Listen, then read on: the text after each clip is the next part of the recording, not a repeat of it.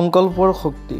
যেতিয়া কোনো ব্যক্তিয়ে সংকল্প কৰে তেতিয়া এই বিশ্ব ব্ৰহ্মাণ্ডত কঁপকঁপনি আৰম্ভ হয় আৰু এই প্ৰকৃতি তেওঁৰ লগত সুৰ মিলাবলৈ ধৰে।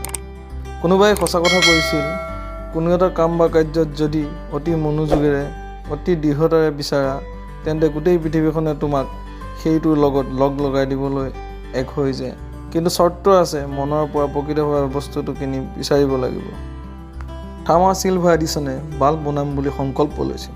তেওঁ বাল্ব বনাওঁতে ৯,৯৯০ বাৰ ফেইলৰ হৈছিল, কিন্তু ১০,০০০ বাৰৰ মূৰত তেওঁ সফলতা প্ৰাপ্ত কৰি দেখুৱাই দিছিল যে সংকল্পৰ কিমান শক্তি আছে। ঠিক তেনেদৰে আলেকজেণ্ডাৰ গ্ৰাহাম বেলে মানুহৰ মাজত গৈ তৰংগৰ সৈতে কথা পাতি দেখুৱাম বুলি কৈ দিছিল। মানুহে তেওঁক পাগল বুলিও কৈছিল, কিন্তু তেওঁ নিজৰ জেদত অটল থাকিল, কাৰণ তেওঁ জানে যে সংকল্পৰ কিমান শক্তি আছে। যদি মই মনত বান্ধি লওঁ আৰু তাক যদি মই মানি লওঁ তেন্তে গোটেই পৃথিৱীৰ কোনো শক্তিয়ে ইয়াৰ পৰা মোক আঁতৰ কৰিব নোৱাৰে। পৃথিৱীৰ মানুহে তোমাৰ কথা কি ভাবে সেইটো তোমাৰ বিচাৰ্য বিষয় নহয়। বিচাৰ্য বিষয় এইটোহে যে তুমি নিজক কি বুলি ভাবা। মানুহে যেতিয়া সংকল্প লয় তেতিয়া পাগলৰ দৰে হৈ যায়। যেতিয়া মনৰ ভিতৰত জুই লাগে তেতিয়া সেই জুইক মনৰ জুই বুলি কয়। শচীন তেণ্ডুলকাৰে সংকল্প লৈছিল আৰু এনেকুৱা সংকল্প কৰিছিল যে গোটেই পৃথিৱীয়ে তেওঁক চায়ে থাকিল আৰু অৱশেষত গৈ তেওঁ ক্ৰিকেটৰ ভগৱান বুলি জনাজাত হ'ল। এই পৃথিৱীত এনেকুৱা কোনো লক্ষ্য নাই, এনেকুৱা কোনো দিশ নাই যিটো মানুহৰ পৰা আঁতৰত থাকে।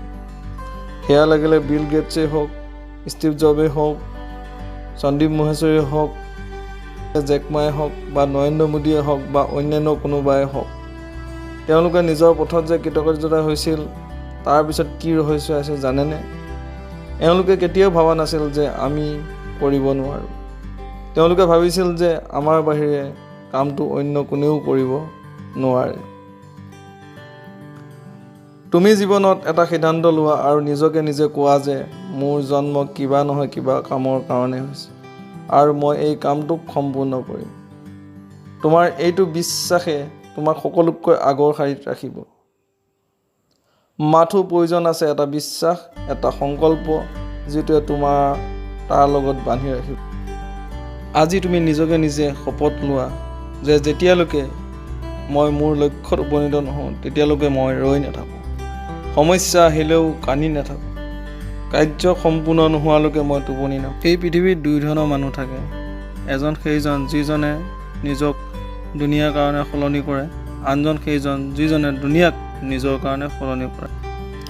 আপুনি এই পৃথিৱীত যি হ'ব নিবিচাৰে, ডাক্তৰ হ'ব বিচাৰে, ইঞ্জিনিয়াৰ হ'ব বিচাৰে, কিল হ'ব বিচাৰে বা অন্য কিবা হ'ব বিচাৰে, সম্পূৰ্ণ চেষ্টা কৰক। মানে পৃথিৱীৰ মানুহক দেখুৱাই দিয়ক যে আপোনাতকৈ ভালকৈ আৰু কোনেও কৰিব নোৱাৰে। মই যি কৈ আছোঁ আপোনালোকে কৰক।